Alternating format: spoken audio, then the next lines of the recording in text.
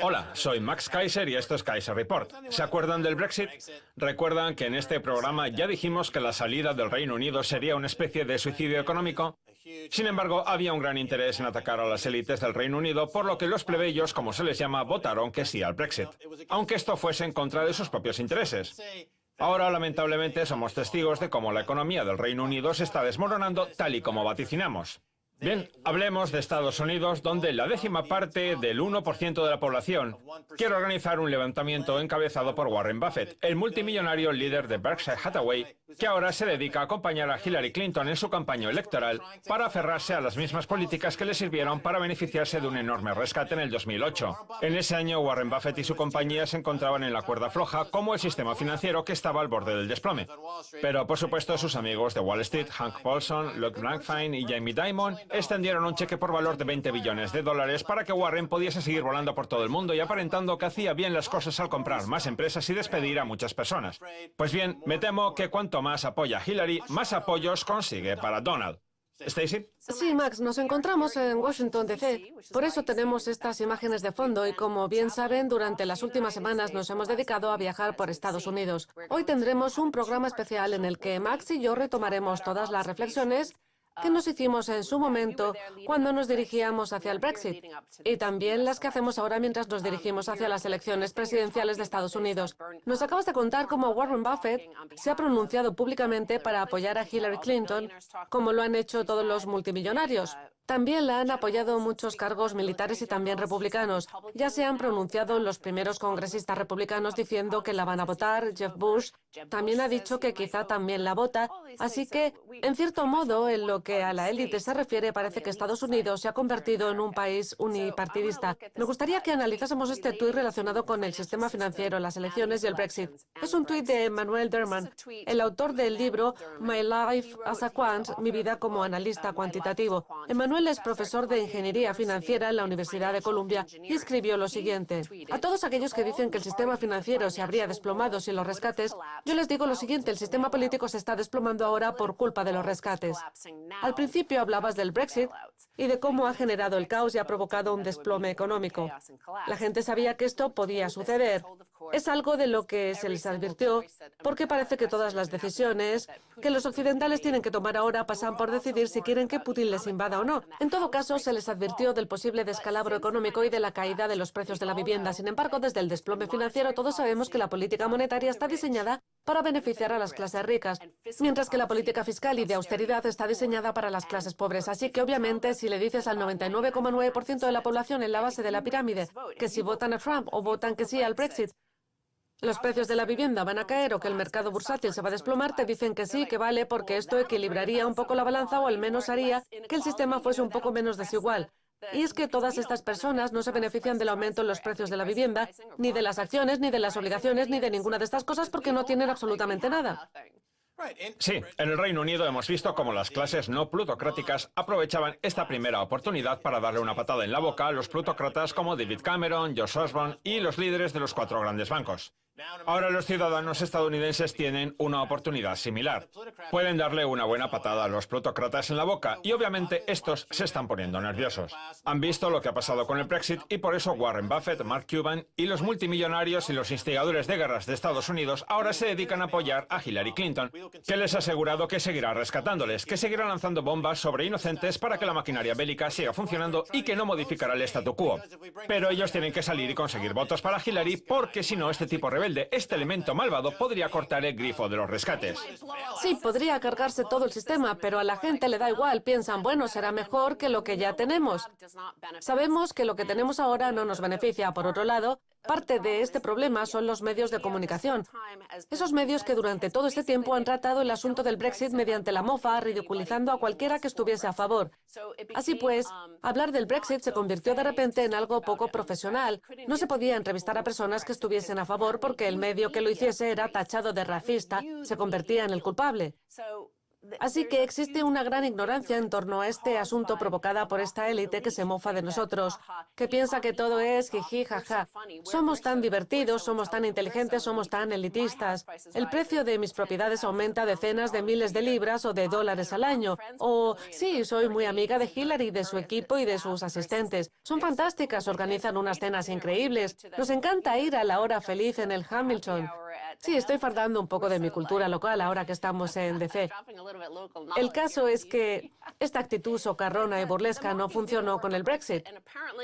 Sin embargo, parece que los periodistas y blogueros del Washington Post o el New York Times o el Daily Beast, Político o BuzzFeed, piensan que burlarse de los votantes de Trump sí funcionará en esta ocasión de alguna forma mágica, aunque no sirvió de nada en el caso del Brexit. Sí, como decías, lo importante es la relación entre el desplome financiero y el desplome político y cómo interactúan. Sí, así es. Claro, porque la idea era rescatar a todos estos personajes, rescatar a Warren Buffett en el 2008 y de alguna manera impedir que se produjese un levantamiento político, a pesar de que estos rescates implicaban trasvasar billones de dólares de la hucha de las pensiones de los contribuyentes o de los salarios de los ciudadanos para mantener a flote a Warren Buffett. Sí, porque Warren Buffett, por supuesto, es un gran inversor en empresas reaseguradoras como AIG o Munich Re. Estas empresas fueron el verdadero problema durante la crisis financiera. Mucha gente no se da cuenta y piensa que la culpa solo fue de Goldman Sachs o de JP Morgan. Pero los culpables fueron los que avalaron todos estos recuerdos, las grandes empresas aseguradoras que fueron rescatadas. AIG, en concreto, se benefició de un gran rescate gracias a un acuerdo con Hank Paulson. Sí, Buffett se ha construido un sistema piramidal gracias a la bajada de las tasas de interés por parte del gobierno que le permite conseguir ganancias en sus negocios con aseguradoras. Luego utiliza este flujo de efectivo para adquirir acciones, comprar otras empresas de bienes de consumo, etc., y construirse así un imperio de miles de millones de dólares. Pero se trata de una fortuna subvencionada por el gobierno y por los sacrificios de la gente. El mayor sacrificio durante los últimos 8 años ha sido el de los propietarios de los fondos de pensiones, que han sacrificado billones de dólares de sus ingresos para beneficiar a Warren Buffett y a otros multimillonarios como Jamie Dimon o Lloyd Blankfein. Estas personas son las que han sacrificado su futuro y el futuro de sus hijos para que estos señores ahora vayan a la tele y apoyen a Hillary Clinton como la candidata que perpetuará el statu quo. Pero en esta ocasión no se van a salir con la suya. Va a haber una revolución, va a haber un elemento revolucionario. Donald Trump es la revolución, aunque sea un tipo repugnante. Pero independientemente de eso, el pueblo se abraza a esta revolución. Sí, bueno, nosotros estuvimos meses y meses vaticinando que Trump sería el candidato republicano mucho antes de que el magnate tuviera incluso opciones de alzarse con la nominación republicana. Cuando esto sucedió, se produjo una reacción violenta, como podemos ver en la sección de comentarios de muchos de los vídeos que tenemos colgados en YouTube de agosto, septiembre u octubre del año pasado. Mucha gente nos decía que apoyábamos a Trump, que teníamos la culpa de que hubiese ganado cuando nosotros simplemente nos limitábamos a señalar unas dinámicas y una realidad económica. Pero como Emmanuel Berman dice en su tuit, hablamos de un desplome político. No es ninguna tontería, porque la Revolución Francesa también fue una suerte de colapso político precedido por una gran crisis económica y por una severa inflación. También se produjeron malas cosechas y pérdidas, según algunos, debido a la erupción de un volcán en Islandia. El caso es que el caos económico que precedió a este acontecimiento fue el detonante de la crisis política. El país tenía un rey elegido por voluntad divina y al día siguiente no quedaba nada de todo esto. El rey atesoraba toda la riqueza y cuando desapareció cundió la anarquía política, un caos que duró varias décadas. Pero al final de todos esos años de desconcierto, los campesinos decidieron que eso era lo mejor para ellos. Y esto es algo que mucha gente no entiende. Todos conocemos la historia de la Revolución Francesa y sin embargo parece que los periodistas de BuzzFeed, de Washington Post o el New York Times piensan que si se burlan de todos esos campesinos que se dedican a protestar con sus tambores y a denunciar que el pan es cada vez más caro, dejarán de marchar hacia Versalles.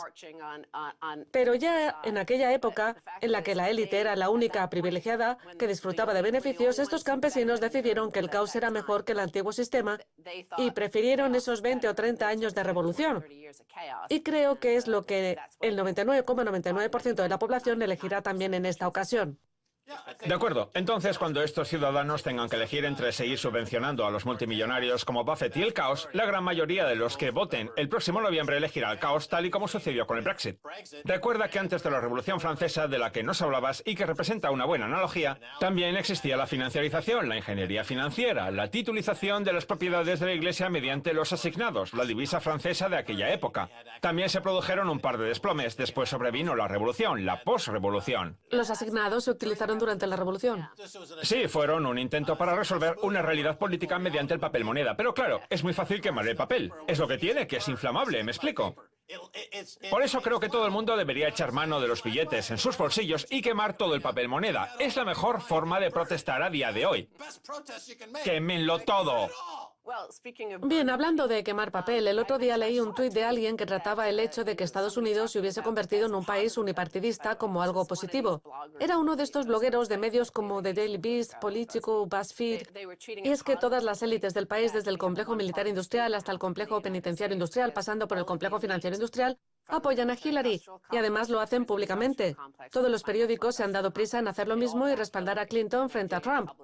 Sin embargo, por ahora, se sabe que la candidata demócrata ha recibido 123 millones por parte de la industria de los fondos de cobertura, frente a los $19.000 que ha recibido Trump. Hace una semana aproximadamente se celebró la Convención Nacional Demócrata y no sabemos quién la ha financiado. Es anónimo y no tienen por qué decírnoslo. Bueno, nos lo tendrán que decir, pero después de las elecciones, así que podría haber sido Goldman Sachs.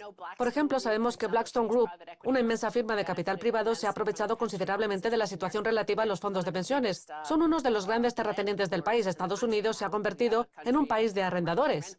Sí, como Warren Buffett. Y un país de arrendatarios. La generación del milenio ya no tiene propiedades, sino que las alquilan y, por supuesto, ha contraído una deuda enorme con el gobierno federal de Estados Unidos mediante préstamos universitarios. Justo la semana pasada, mientras estábamos aquí en Washington, D.C. y viajando por Estados Unidos, se publicó una estadística impresionante. El 16% de los aproximadamente 43 millones de estadounidenses con deuda estudiantil, repito, el 16% de los aproximadamente 43 millones de estudiantes con deuda se encuentra en situación de impago a largo plazo. Hay un 16% que se ve obligado a rechazar las llamadas y las cartas por impago que recibe del gobierno federal de Estados Unidos.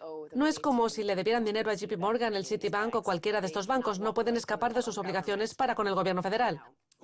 Me gustaría decirles algo a todos aquellos con deudas estudiantiles a largo plazo ahora que se embarcan en la revolución. Hay un documento que está batiendo récords de venta online. La Constitución de Estados Unidos. Además, ha sido un documento omnipresente durante la última convención demócrata. Sí, gracias al señor Khan. Sí, el señor Khan. Pues bien, la Constitución es un documento que hasta un idiota puede entender y respetar. Si Trump respeta la Constitución, todo irá bien en Estados Unidos. El problema es que el binomio de los Clinton se ha alejado de la Constitución. Los Obama también, los Bush también. Y han decidido hacer las cosas a su manera para darle aún más poder a los más sinvergüenzas. Sí, podemos seguir hablando de esto en la segunda parte porque aún tengo muchas cosas que decir. De acuerdo, volvemos con la segunda parte después de esta pequeña pausa.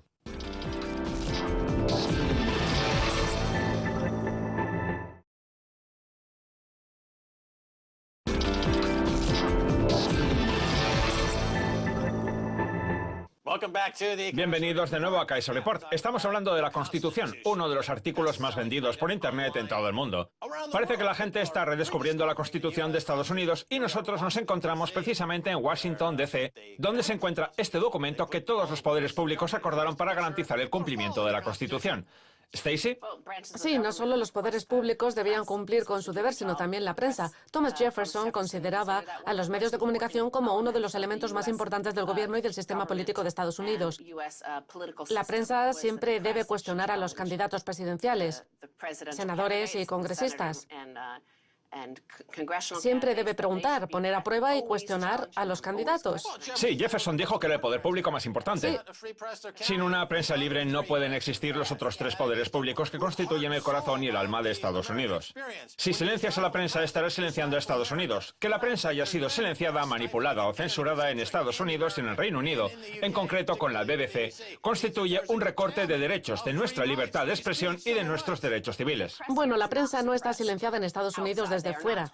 Hillary Clinton no les dice que no escriban de ella ni que no la cuestionen. Son los propios medios de comunicación los que deciden no hacerlo. Consideran a Donald Trump un personaje extremadamente vulgar y para ellos cuestionar a Hillary Clinton equivale a apoyar a Donald Trump. Así que estamos asistiendo a una censura autoimpuesta, un silenciamiento voluntario por parte de la prensa. y resulta algo totalmente extraordinario. Yo lo veo constantemente en mi muro de Facebook, en las publicaciones de amigos de la infancia o de familiares. Cuestionar a Hillary Clinton equivale a apoyar a Trump. Lo veo continuamente y es algo que deberíamos plantearnos.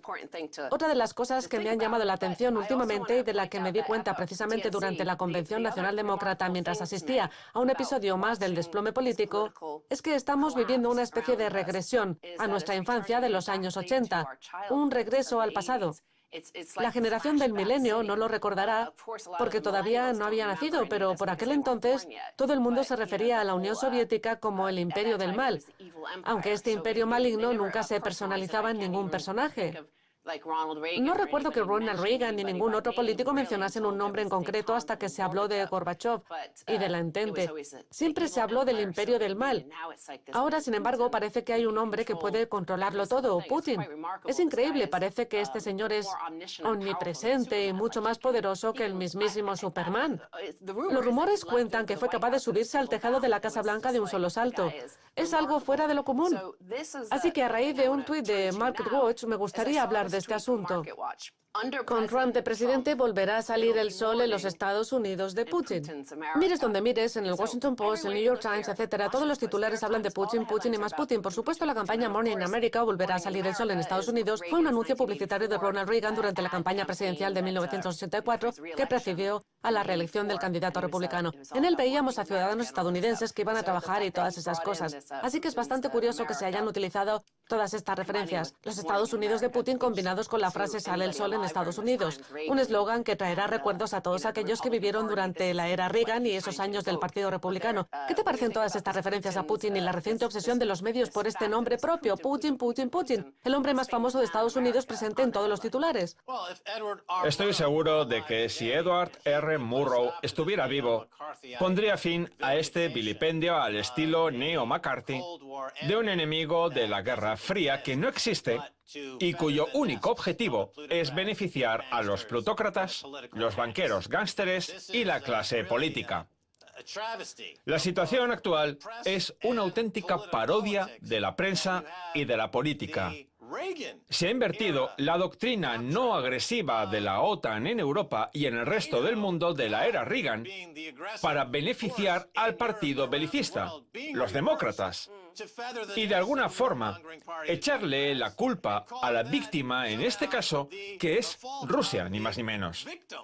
De manera que Rusia tiene todo el derecho del mundo a defenderse. Sí, pero no es eso de lo que quiero hablar. Este sería más bien un tema de debate político de un programa de media hora como Meet the Press o The Sunday Talk. No es eso. Hablamos solo de titulares, titulares controvertidos. No quiero hablar de quién tiene razón y quién se equivoca, ni hablar de... Sí, pero lo que querías decir es que si hubiera hoy algún Murrow, Sí. tacharía correctamente este asunto como de caza de brujas. Sí, es algo de lo que ya se habló por aquel entonces. Me gustaría comentar un titular de 1987, porque actualmente cuando la gente piensa en Ronald Reagan, se suele acordar de dos cosas. Por un lado, de la desregulación en colaboración con Margaret Thatcher, y por otro lado, de la Entente. Nos acordamos de la perestroika y del final de la Guerra Fría. Pues bien, aquí tenemos un titular de LA Times, del 5 de diciembre de 1987. Los conservadores utilizan el tratado para atacar a Reagan. Uno de ellos llama al presidente idiota útil al servicio de los soviéticos. Se multiplican las críticas al acuerdo. El pasado viernes, el presidente Reagan tuvo que enfrentarse a un aluvión de críticas por parte de los conservadores provocado por el Tratado sobre Misiles Nucleares de Medio Alcance que debería firmarse la próxima semana entre Estados Unidos y la Unión Soviética. Uno de los miembros del partido llegó a acusarle de ser un idiota útil al servicio de la propaganda soviética. Son las mismas frases que podemos leer ahora, pero hemos pasado de hablar de la Unión Soviética a centrarnos en una única persona, Putin. Parece que todo se gira en torno a él, porque vivimos en un mundo mediático y social parecido a un niño con déficit de atención e hiperactividad emocional que necesita tener una única cara en la que centrarse. Recordemos que durante las últimas elecciones esa persona fue Osama Bin Laden. La gente decía que Osama apoyaría a McCain, que quería que ganase McCain. Pues no, quería que ganase Obama. Ronald Reagan heredó la economía estancada de Jimmy Carter y para estimularla decidió duplicar o triplicar el gasto en defensa. Para justificarlo creó el imperio del mal. Sí, es algo que viene de lejos. Se trataba de controlar nuevos territorios. El imperio estadounidense quería seguir siendo un imperio y para ello necesitaban controlar Vietnam. Ahora Obama hace 2 o 3 meses visitó este mismo país para llegar a un acuerdo con el mismo gobierno comunista al que intentaron derrocar en el pasado. Pero me gustaría volver al tema que estábamos tratando al principio del programa. La prensa debería hacer su trabajo. Y en este contexto me gustaría hablar de filtraciones de la Convención Nacional Demócrata de Wikileaks, que filtró los correos electrónicos que muestran claramente, solo hay que leerlos, que el partido quiso perjudicar la nominación de Bernie Sanders. Es algo obvio y, sin embargo, desde que estamos aquí, no hemos visto ni un solo titular, ningún tipo de cobertura de este hecho, porque lo importante es, por supuesto, que Putin hackeó la Convención Nacional Demócrata. He encontrado un artículo muy interesante en el que se recogen las opiniones de varias personas en Rusia, docenas de rusos pro-Kremlin, anti-Kremlin, todo un espectro de ciudadanos que, sin embargo, se muestran unánimes a la hora de responder esta pregunta. ¿Por qué a los rusos les da igual Trump, Clinton y las filtraciones de la Convención Demócrata? Recordemos que en toda Europa y en todo Estados Unidos se publicaron diversos titulares sobre cómo Putin, yo desde luego no sabía que fuese un experto informático ni un hacker, había supuestamente hackeado los correos electrónicos de la Convención Nacional Demócrata. Algo ya bastante difícil de por sí, con el objetivo de que Trump ganase las elecciones. Pues bien, se les ha preguntado a distintas personas por qué nadie ha hablado de esta noticia, por qué el mundo digital ruso no ha mostrado el más mínimo interés. Como digo, se recogen distintas opiniones, pero en primer lugar veremos la respuesta de Anna Veduta, antigua portavoz de Alexei Navalny, uno de los líderes más destacados de la oposición democrática rusa y que trabajó como secretaria de prensa para su organización anticorrupción. Ella explica que el motivo por el que no hablan del tema es el siguiente. Aunque esto tuviera algo que ver con el Kremlin en concreto, algo que personalmente dudo bastante, las teorías conspiratorias no tienen cabida en el siglo XXI, Rusia no ha encontrado la manera de sacarle partido. Esa es una de las razones que esgrime y continúa así. Por otro lado, en lo que se refiere a la parte balotnaya del RUNET, la oposición democrática, imagino que la gente piensa lo mismo que yo. ¿Quién puede tomarse en serio esta teoría conspiratoria? Dejando a un lado toda la retórica y la campaña política, ¿qué tipo de persona seria podría cubrir y analizar una noticia similar? Dejando a un lado toda la retórica y la campaña política, yo entiendo por qué Hillary Clinton dice algo así. Por supuesto, eso la convierte en una poderosa líder mundial y por supuesto es normal que un líder poderoso como Putin esté preocupado por su nominación. Entiendo por qué pueden llegar a decir eso, pero me llama la atención que la prensa se haya mostrado unánime al no cuestionarse por qué extraño motivo Rusia querría hackear el sistema de correos electrónicos de la Convención Demócrata. ¿Por qué han tratado el tema con ese respeto? Pues bien, aquí tenemos la opinión de una mujer que forma parte de la oposición en Rusia y que afirma que nadie en su sano juicio se tomaría en serio el asunto. No solo eso, sino que se pregunta qué tipo de persona podría dar crédito a esa teoría conspiratoria.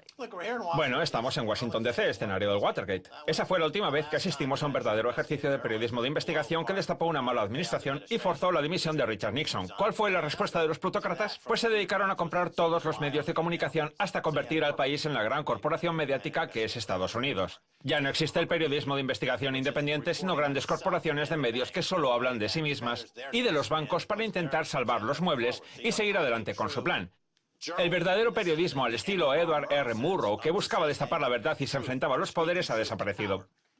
Bueno, existe la blogosfera, una enorme y potentísima blogosfera en Estados Unidos que cuenta con poderosos escritores. Por ejemplo, Glenn Greenwald es uno de los que ha estado luchando contra esta tendencia y no le ha dado ningún crédito a la noticia. Pero el papel de los medios de comunicación pasa por cuestionar a Hillary Clinton, analizar sus mentiras, enfrentarse a ella y pedirle que nos dé pruebas de que Rusia ha hackeado los correos, aun a pesar de que todo esto pueda provocar un gran escándalo, generar dudas entre los votantes y hacer que Trump gane. Pero los medios piensan de otra forma. No queremos que Trump gane, así que no vamos a cuestionar a Hillary Clinton. Tenemos otra de las respuestas de Denis Volkov, una voz muy respetada por los medios de comunicación occidentales más progresistas, claro está, y que trabaja para Levada Center, una agencia de sondeos. Pues bien, cuando se le preguntó por la falta de interés de los rusos por las filtraciones de la Convención Demócrata, esta fue su respuesta. La fuerte reacción de Occidente se enmarca dentro de una tendencia reciente que consiste en echarle toda la culpa de los problemas occidentales a Rusia y a Vladimir Putin en concreto. Actualmente son cada vez más las voces que afirman que la crisis migratoria es culpa de Putin, quien estaría intentando desbancar a Angela Merkel, que Putin es personalmente responsable del Brexit o incluso que habría creado el Estado Islámico. Según esta lógica, lo extraño sería que el presidente ruso no estuviera intentando influir en los resultados de las elecciones estadounidenses. Una vez más, vemos cómo los rusos no le dan ninguna credibilidad a estas absurdas teorías conspiratorias. Si fuese Alex Jones el que lo hiciese, toda la élite estaría riéndose y burlándose de ellas. Pero en esta ocasión no lo harán porque forman parte de esa pequeña burbuja elitista que no quiere que Trump gane y para ello están dispuestos a dar por válida casi cualquier teoría. Como comentaba, decenas de personas fueron entrevistadas, así que te animo a leerlo. Algunas muy contrarias al Kremlin, otras favorables, pero todas se burlan de la teoría conspiratoria. Además, resulta curioso que en la época de la Unión Soviética, en el periodo previo a la desintegración, los titulares de la prensa soviética eran muy parecidos a los de ahora.